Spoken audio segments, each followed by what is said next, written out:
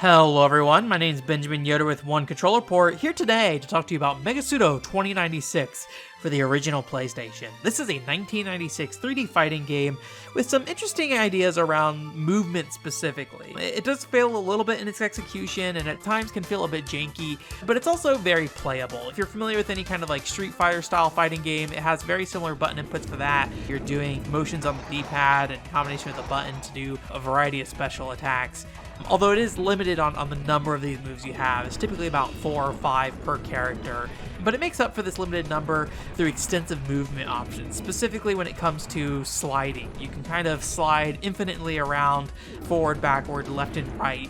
There is a bit of a rev up time on that slide, but once you get going, it's very fast and it becomes very easy to kind of dodge foes or even play like keep away from them. So what happens is a lot of fights come down to the two mechs kind of sliding around each other or someone kind of like sliding in for the kill when someone gets cornered. What's kind of interesting about this game is that while you're sliding, you can still attack, and that includes doing your special moves as well. Because the slides are mapped to the shoulder buttons, you're able to do D-pad inputs without messing up with your character's movement too much. And so once you initiate that special, they'll still do their animation for that attack while they're still sliding around. So you can basically have an attack with like a longer animation. You can kind of like charge up before you slide your character in, or you can kind of spin around a foe and hit them from behind with the special while it's executing essentially.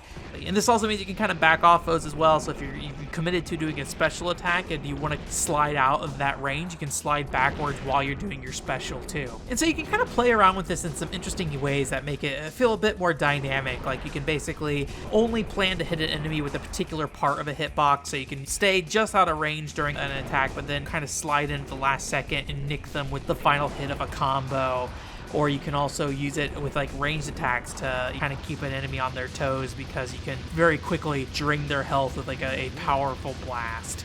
So the movement options are very cool, but it's very easily abused, specifically with mechs that have a variety of ranged attack options. You can basically slide around a foe, keeping your distance while spamming your ranged attacks nonstop, and it makes it really hard for melee-based mechs to kind of move in. And you can also do things like basically play keep away, so hit somebody once and then just keep sliding in circles around the entire map until the timer runs out. There's definitely ways you can get caught in the corners. The maps are more like hexagons than they are perfect circles, so you can kind of be sliding around and get like lodged into a space.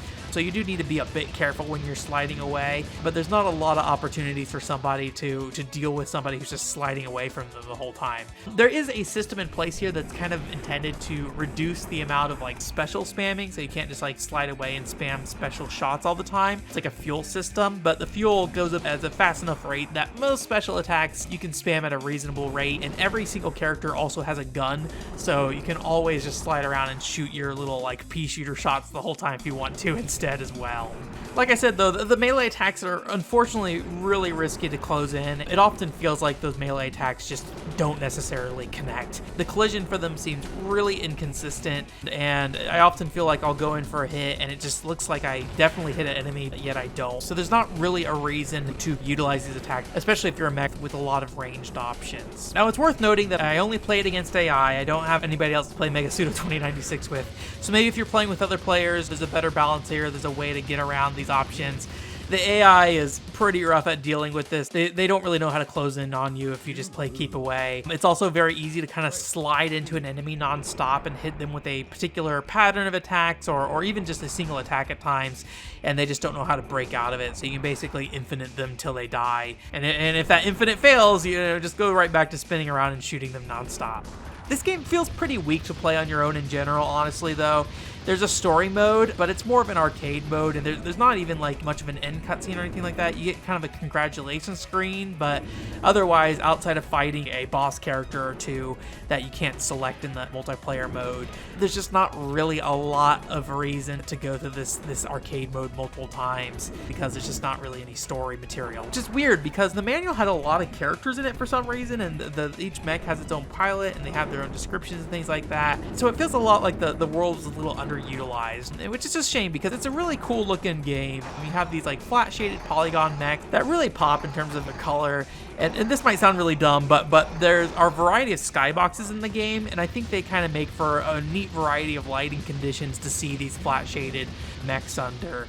There are some frame rate issues with this game on console. It's pretty up and down, although I will note that if you play this game on emulator, I looked up some videos online and the game runs way too fast if you put this thing in an emulator, at least not with the settings that people online seem to be using. The mech design does remind me a little bit of like G Gundam to some degree. It's definitely not that same like stereotypical design kind of thing, but really more than anything, it's just a nice variety of mechs with really different form factors, and some really stand out, some that are more like spiderish, some really big bulky mechs. But overall, despite the visual variety, they all feel kind of similar to play. There's just not a lot different to them, which, on top of the lack of any real distinct storytelling or even other modes to play this game in, just makes playing through the game feel like a grind, because each individual mech doesn't necessarily feel all that different to play, with the exception of, ones that are melee focused and one that are range focused.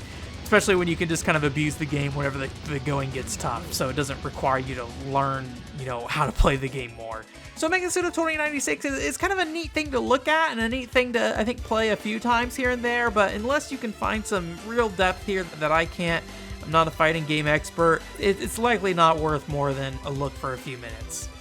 Anyways, that's it for this week. Thanks for coming. If you're interested in some more obscure Japanese-only fighting games, I'd recommend checking out my video about Metal and Lace 2 for the PC98. Actually, it's more of a stream than anything, not really a review or anything like that. And I also did a video on a fighting game for the PC FX called Hunex Fighters 98. It's not really a full fighting game, but like a mini game within another game, but it's still neat and I think very playable fighter as well. So if you're interested in those Japanese import fighters, there are 2 more for you if you want. OneControlPort.com is a website with a focus on games with a different take on a genre or franchise. So if you want to check out some more articles, videos, podcasts, things like that, you can go ahead and head over there. If you like this video, please like and subscribe. Thank you so much for your time, and I hope you have a great week.